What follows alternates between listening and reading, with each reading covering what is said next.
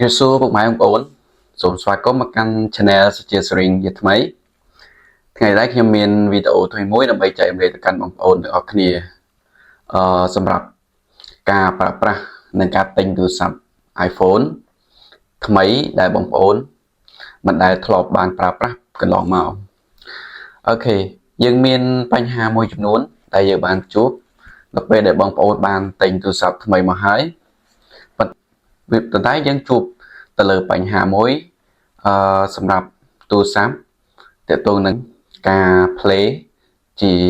ជាមួយ YouTube ឬក៏ជាមួយ music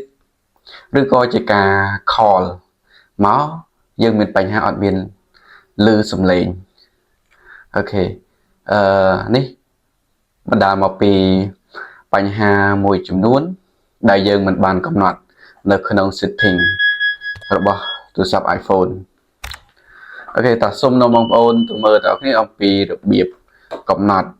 នៅក្នុង setting ដើម្បីឲ្យទូរស័ព្ទយើងមានសំឡេងឮខ្លាំងជាងមុនអូខេជាដំបូងសូមបងប្អូនបើកទូរស័ព្ទទាំងអស់គ្នាមក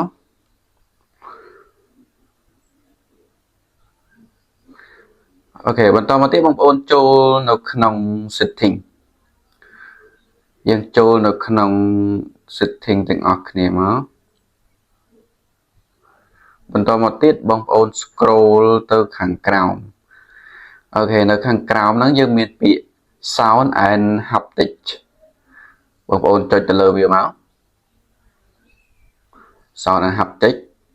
អូខេនៅក្នុងត្រង់ចំណុចនេះយើងឃើញតើតើសំឡេងយើងបើកតិចប៉ុន្តែនៅត្រង់ចំណុចហ្នឹងទោះយើងបើកអស់តែម្ដងក៏អត់សូវឮដែរសំឡេងគឺវានៅឮខ្សោយអញ្ចឹងបងប្អូនត្រូវចុចទៅលើពាក្យ change with button យើងចុចបើកវាមកហើយនៅត្រង់ខាងក្រោមនេះអូខេបងប្អូនត្រូវចុចទៅលើពាក្យ always play យើងចុចលើវាមកបើសិនជាបងប្អូនដាក់នៅក្នុង play in silent mode គឺទូរស័ព្ទយើងស្មើនឹងបិទសំឡេងគឺអត់ឮសំឡេងទេនៅពេលមាននរណាម្នាក់ call មកកាន់យើងអញ្ចឹងយើងចុចបើក always play មកអូខេចំណុចមួយទៀតគឺយើងទៅនឹងការកំណត់ទៅលើ ringtone អូខេ ringtone ក៏ជាបញ្ហាមួយដែរបើសិនជាយើងដាក់ទៅលើ play ណាដែលអត់សូវឮគេទេមកយើងអត់ឮទេអញ្ចឹងយើងចូលទៅក្នុងហ្នឹងមកអូខេនៅត្រង់ចំណុចនេះយើងមានពាក្យ reflection មាន arpeggiato វាមានច្រើនប៉ុន្តែបើសិនជាយើងចង់ទៅរើសទៅនឹងសំឡេង standard បែប iPhone យើងចុះមកក្រោមមកយើងយកពាក្យ classic ចុះ classic នេះអូខេយើង scroll មកខាងក្រោម យើងយកពាក្យនេះ opening នេះជាសំឡេងបែប iPhone ដែលយើងស្ដាប់ទៅគឺ standard របស់ iPhone អូខេយើងចុចរួចហើយបន្តមកយើងថយក្រោយអូខេត្រង់ចំណុចផ្សេងនឹងមិនជាការចាំបាច់ទេក្នុងការរើសឬក៏បងប្អូនចង់ជ្រើសរើសតាក់ទងនឹង text tune ក៏បានតាក់ទងនឹងការ share របស់ទៅយើងចុចទៅលើសំឡេងញ័រឬក៏សំឡេងអ្វីដែលយើងជ្រើសរើសយើងមាន you voice mail new mail send mail គឺអាហ្នឹងវាយើងអាចជ្រើសរើសសំឡេងបានប៉ុន្តែបើយើងមិនមែនជាបញ្ហាទេត្រង់ចំណុចទាំងអស់ហ្នឹងគឺយើងអាចចុចបានបន្តមកទៀតយើងថយក្រោយបន្តមកទៀតបងប្អូន scroll ទៅខាងលើយើងស្វែងទៅរកពាក្យaccessibility យើងចុចទៅលើពាក្យ accessibility មក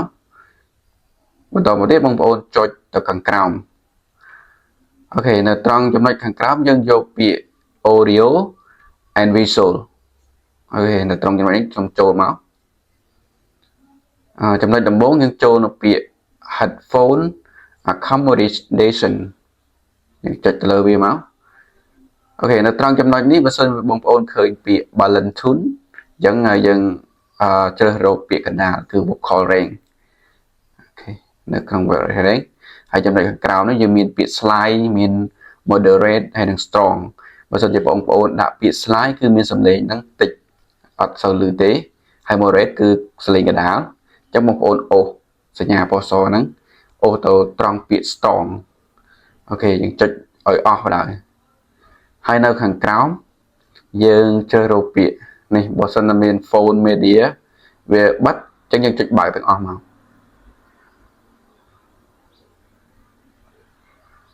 បន្តមកបងប្អូនថយក្រោយ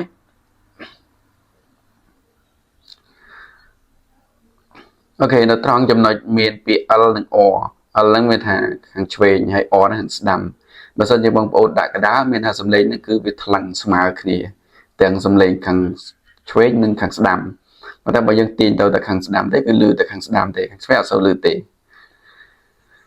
ហើយខាងក្រោមទៀតទៅនឹង let flash for alert